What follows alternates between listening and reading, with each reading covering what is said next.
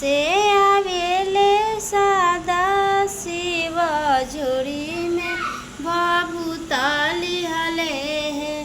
कहाँ से आवेली गौरा दे हाथों में कलश लिहले है।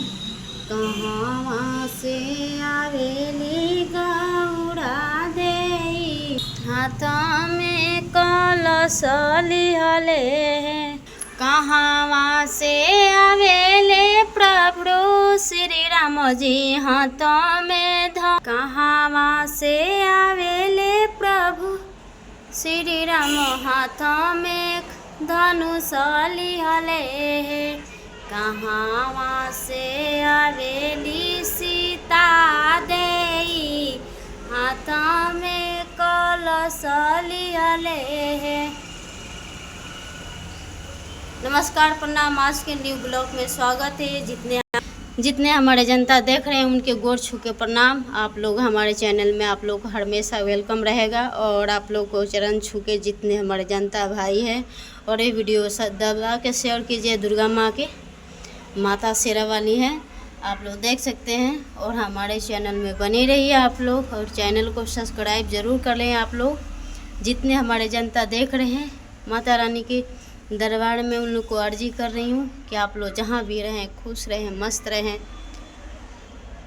मैं दुआ कर रही हूँ और बहन को ज़रूर याद कीजिएगा आप लोग कि बहन आप लोग के लिए दुआ कर रही है।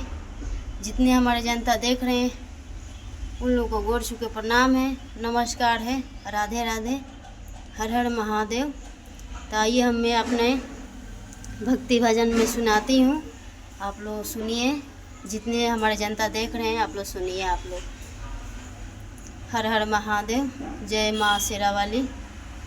निमिया की डर मैया लावेली झूलू हवा की झूली झूली। मैया मोरी गावेली गीतिया की झूली झूली।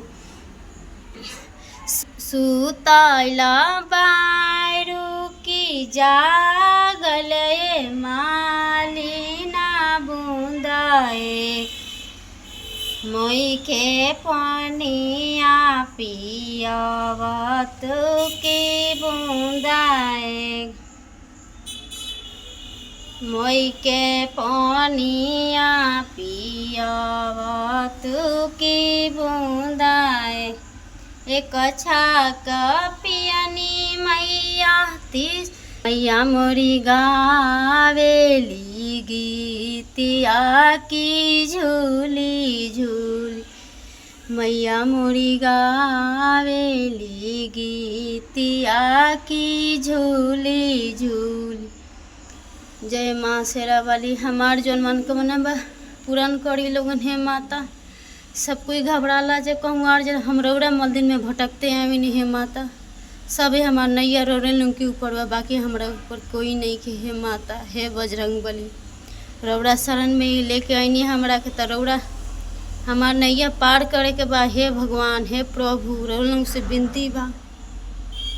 न तो बहुत लोग हमरा खातिर ताके खातिर तैयार बा। हे प्रभु, हे श्री राम, ये नैया रौरे लोग के पार लगाए के बा। हे प्रभु, हे प्रभु, हे श्री राम, हे श्री राम, जय श्री राम। जब ये शरण में लेके आनी है बजरंग बली तब पार रौरे लगाए के बा। जब ये शरण में एक चुटकी सिंदूर देहनी तो ये पार रौरे लगाए के बा हमार नैया।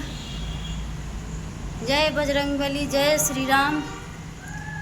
रौरा आगे आगे, हम रौर पीछे पीछे। रौर चरण ध के है बजरंग बली। जब से हमारा ज़िंदगी में नहीं थे एगो रोटी के कमी ना भइल। है भगवान, हे प्रभु, लेकिन थोड़ा सा ताकि लोगन है प्रभु। हमार पूरा जनता से विनती बा।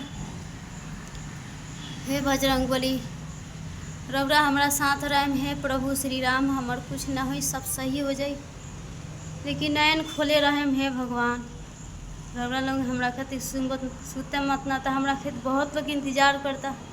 जितना हमारे जनता भाई बहन सब कोई देखा था हमरा खातिर सबे अच्छा बा। लेकिन जौन बा अपना बा। हे भगवान, हे प्रभु हे श्री राम, जय बजरंगबली, जय बजरंगबली। जो 7 समुंदर पार किए प्रभु राम के लिए, जो 7 समुंदर पार किए प्रभु राम के लिए, एक बार जयकारा लगा लो हनुमान के लिए, एक बार जयकारा लगा लो हनुमान के लिए। सीना चीर के दर्शन दिखावे प्रभु राम के लिए, सीना चीर के दर्शन दिखावे श्री राम के लिए, एक बार जयकारा लगा लो हनुमान।